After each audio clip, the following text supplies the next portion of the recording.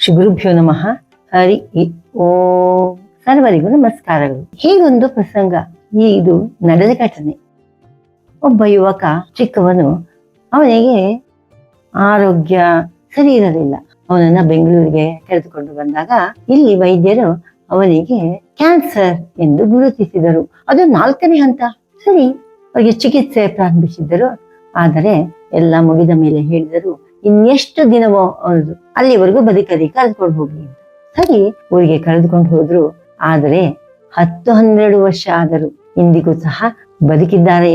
ಹೇಗೆಂದರೆ ಅವರು ಪ್ರತಿನಿತ್ಯ ಪಾರಾಯಣ ಮಾಡುತ್ತಿದ್ದ ಮಂತ್ರ ಗಾಯತ್ರಿ. ದಿನಕ್ಕೆ 108 ಸರಿನೋ ಅಥವಾ 1008 ಸರಿನೋ ತಿಳಿಯದು. ಅವರು ಅನವರತ ಗಾಯತ್ರಿ ಜಪ ಮಾಡುತ್ತಿದ್ದರಿಂದ ಅವರ ಆರೋಗ್ಯ ಸುಧಾರಿಸಿದೆ. ಇಂದು ಸಹ ಆರೋಗ್ಯವಂತರಾಗಿ ಜೀವಿಸಿದ್ದಾರೆ. ಅನವರತ ಗಾಯತ್ರಿ ಜಪ ಮಾಡುತ್ತಿದ್ದಾರೆ. ಯಾವುದೇ ಔಷಧಿ ತೆಗೆದುಕೊಳ್ಳುತ್ತಿಲ್ಲ, ಇನ್ನು ಬದುಕಿದ್ದಾರೆ. ಇಂತಹ ಮಹಾಮಂತ್ರದ ಉಗಮ ಇಂದು ಗಾಯತ್ರಿ ಜಯಂತಿ. ಇಂದು ಅದರ ಬಗ್ಗೆ ಸ್ವಲ್ಪ ನೋಡುವ. ಗಾಯತ್ರಿಯ ಬಗ್ಗೆ ಪಂಡಿತ ಐರೋಡಿ ಯಜ್ಞನಾರಾಯಣ ಉಡುಪಾರವರು ಬರೆದಿರುವ ವಿಷಯವನ್ನು ನೋಡೋಣ.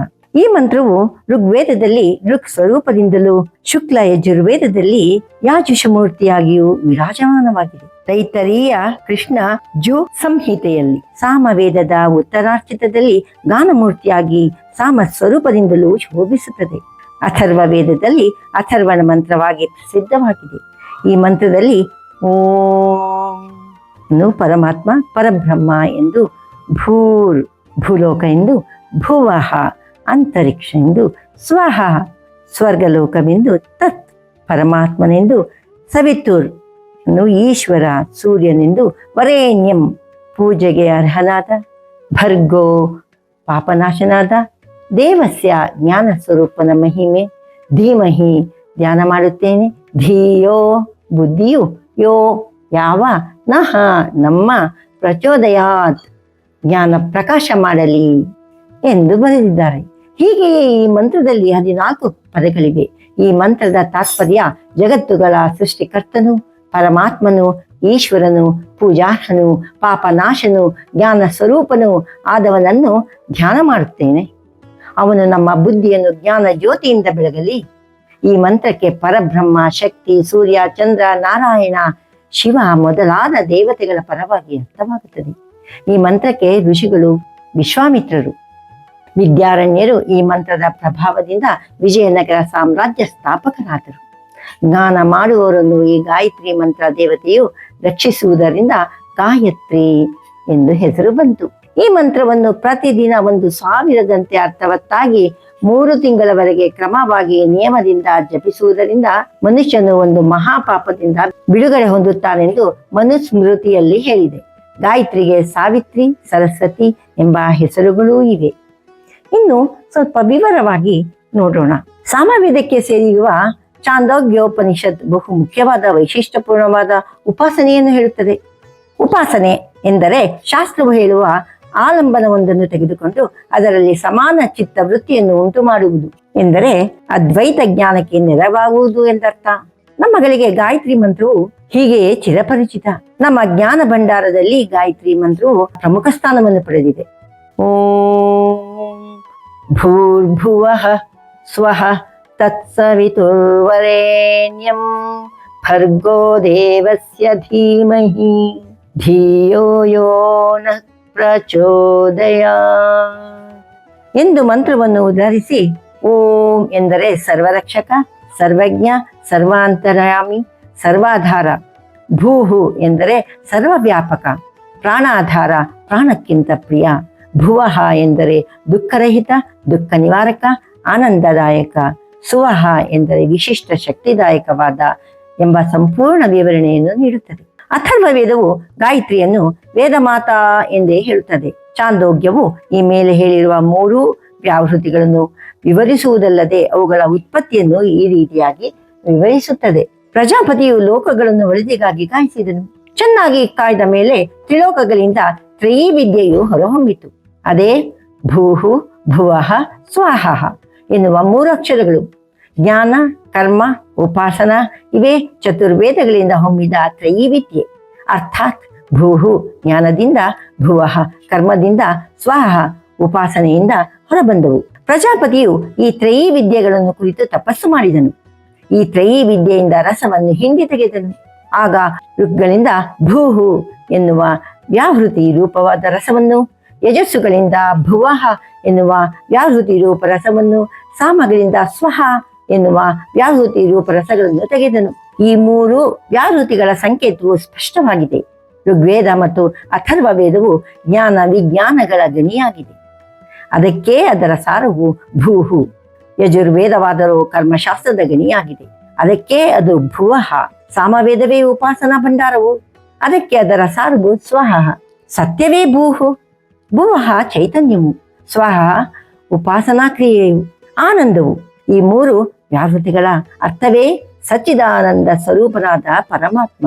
ಇದರೊಂದಿಗೆ ಪ್ರಣವ ಓಂಕಾರ ಸೇರಿಕೊಂಡಾಗ ಪರಮಾತ್ಮನ ಭೂಮ ಸ್ವರೂಪವನ್ನು ಹೇಳುತ್ತದೆ. ಈಗ ಗಾಯತ್ರಿ ಮಹಾಮಂತ್ರದ ಅರ್ಥಕ್ಕೆ ಹೋದರೆ, ಸವಿತುಹು ಸರ್ವ ಪ್ರಕಾಶನು, ಸರ್ವೈಶ್ವರ್ಯ ಪ್ರದಾಯಕನು, ದೇವಸ್ಯ ಸರ್ವ ದುಃಖಗಳನ್ನು ನೀಡುವ, ಸರ್ವಗುಣ ವಿಶಿಷ್ಟನಾದ ದೇವನ ಅಂದ್ರೆ ವರೇಣ್ಯ, ಸ್ವೀಕರಣೀಯವಾದ ಅತಿ ಶ್ರೇಷ್ಠವಾದ ಭರ್ಗಃ, ಎಲ್ಲರನ್ನೂ ಪವಿತ್ರಗೊಳಿಸುವ ಶಾಪಹರವಾದ ಜ್ಯೋತಿಯನ್ನು ಅಂದ್ರೆ ತತ್, ಅದೇ ಪರಮಾತ್ಮನ ದಿವ್ಯ ಸ್ವರೂಪವನ್ನು ಧೀಮಹಿ ಧರಿಸಿಕೊಳ್ಳೋಣ, ಧಾರಣೆ ಮಾಡೋಣ.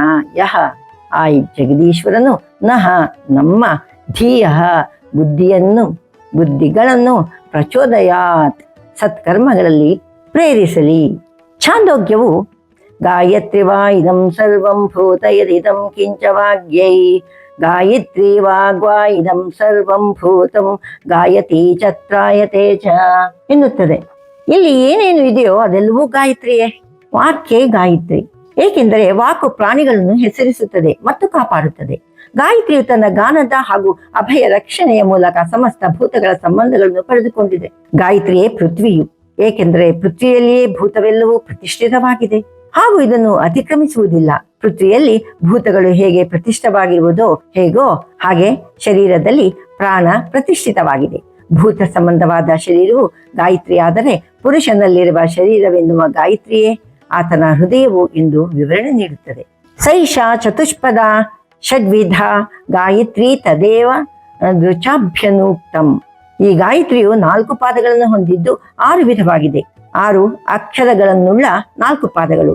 ವಾಕು, ಭೂತ, ಪೃಥ್ವಿ, ಶರೀರ, ಹೃದಯ, ಪ್ರಾಣಗಳೆಂಬ ರೂಪಗಳು ಇವೇ ಗಾಯತ್ರಿಯ ಪ್ರಕಾರಗಳು. ಬ್ರಹ್ಮವೇ ಪುರುಷನ ಹೊರಗಿನ ಆಕಾಶವು, ಪುರುಷನ ಒಳಗಿರುವ ಆಕಾಶವೇ ಹೃದಯದಲ್ಲಿರುವ ಆಕಾಶವು. ಇದು ಪೂರ್ಣವೂ ಅವಿನಾಶಿಯೂ ಆಗಿದೆ. ಹೀಗೆ ಅರಿತವನು ಬ್ರಹ್ಮಜ್ಞಾನವನ್ನು ಪಡೆಯುವನು. ಚಾಂದೋಗ್ಯವು ಈ ಹೃದಯದೊಳಗಿನ ಗಾಯತ್ರಿ ಬ್ರಹ್ಮದ ಪ್ರಾಪ್ತಿಗಾಗಿ ಹೃದಯಾಕಾಶದ ದ್ವಾರಪಾಲಕನನ್ನು ಉಪಾಸನೆ ಮಾಡಬೇಕೆಂದು ತಿಳಿಸುತ್ತದೆ.